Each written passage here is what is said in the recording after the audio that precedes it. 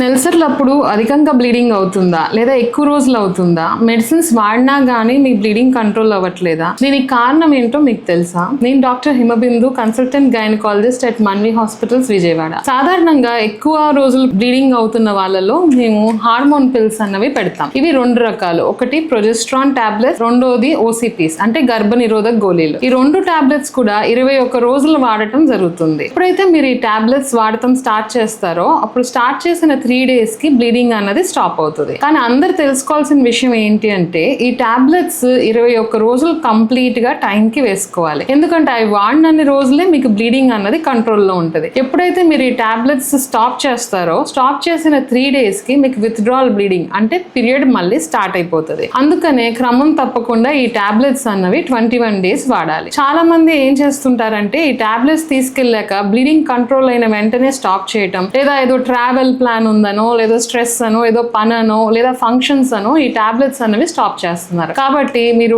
ఏమైనా మర్చిపోతుంటే టాబ్లెట్స్ వేసుకోవడానికి ఫోన్ లో రిమైండర్ సెట్ చేసుకోవడం, అలార్మ్స్ ప్లాన్ చేసుకోండి. ఎక్కడికైనా వెళ్తున్నప్పుడు మీ టాబ్లెట్స్ మీ హ్యాండ్ బ్యాగ్స్ లో ఉండేలాగా చూసుకోండి. అంతేగాని సింపుల్ ట్రీట్మెంట్స్ తో ప్రాబ్లమ్ సాల్వ్ చేసుకునేవి కాంప్లికేట్ చేసుకోకండి. క్రమం తప్పకుండా టాబ్లెట్స్ టైంకి వేసుకోండి.